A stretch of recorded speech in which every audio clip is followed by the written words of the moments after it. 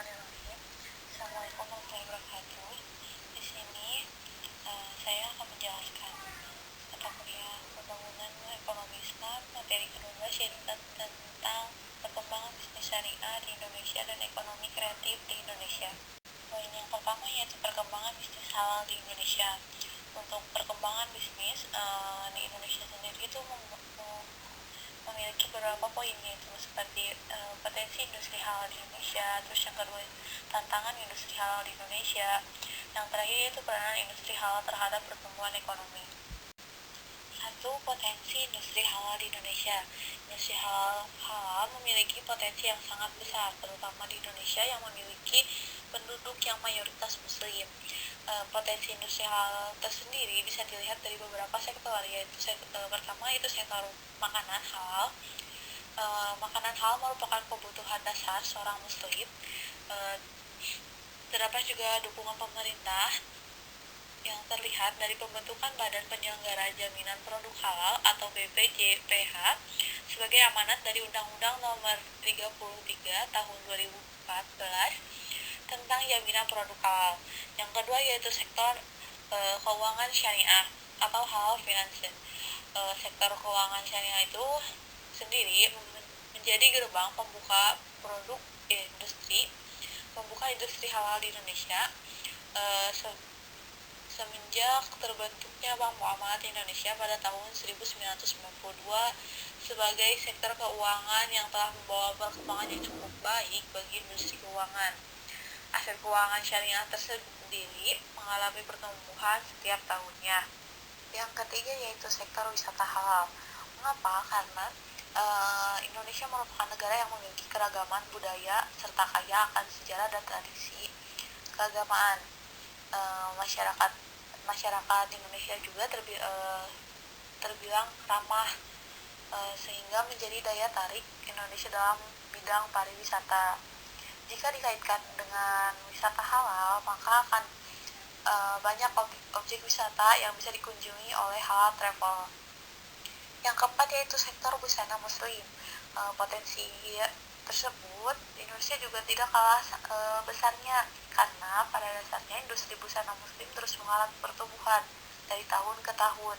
Seperti bila dilihat dari pasar domestik, konsumsi dari produk busana muslim sudah mencapai angka 20 miliar US dollar dengan laju pertumbuhan rata-rata 18,2%. Poin yang kedua yaitu tantangan industri halal di Indonesia. Dalam mengembangkan potensi industri, tentunya kita akan mendapatkan tantangan, baik itu eksternal maupun internal. Dalam hal tantangan eksternal, tentunya kita akan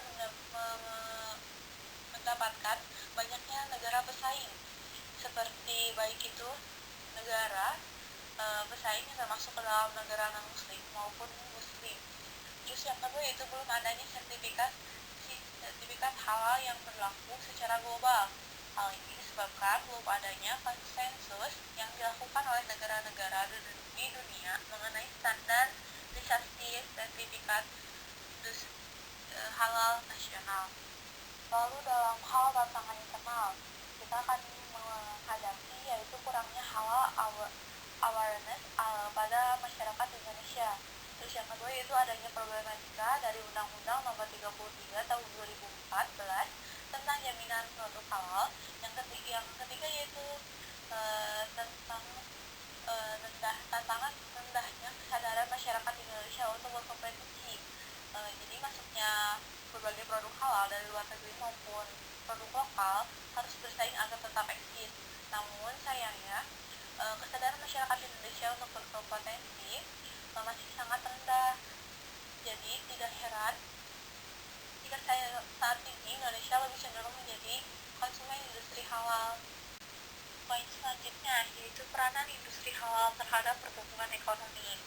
Industri halal terus menunjukkan pertumbuhan yang positif setiap tahunnya. Pertumbuhan itu tentunya memiliki kontribusi yang positif terhadap perekonomian Indonesia. Di antaranya yaitu meningkatkan produk domestik bruto atau PDB.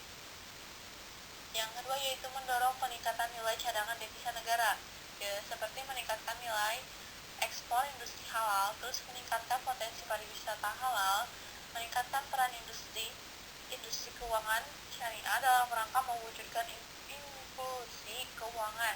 Industri keuangan syariah bisa digunakan untuk mendukung akses pemodalan UMKM yang bergerak di sektor halal. Selanjutnya kita akan membahas tentang perkembangan ekonomi kreatif di Indonesia.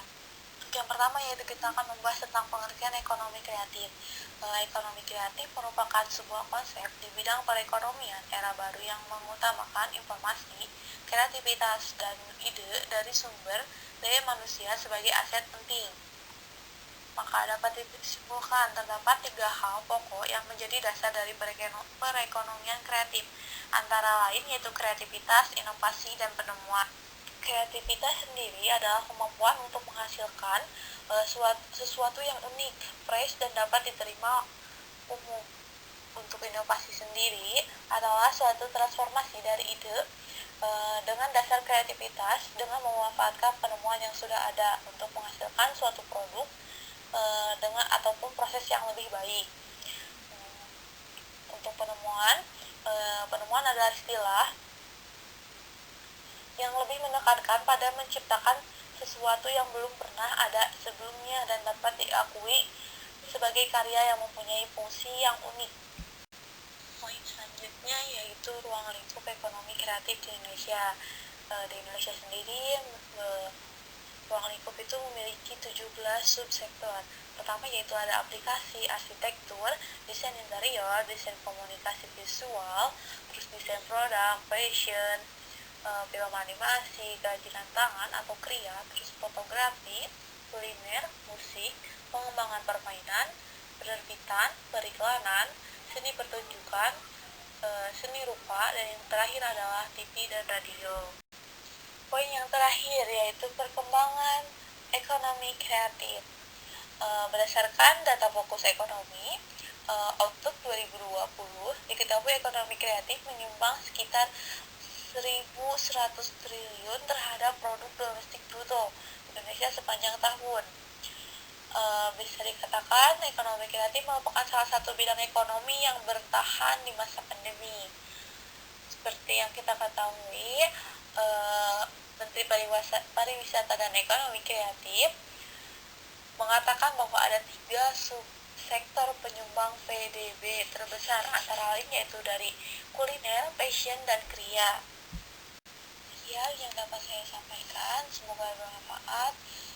Wassalamualaikum warahmatullahi wabarakatuh.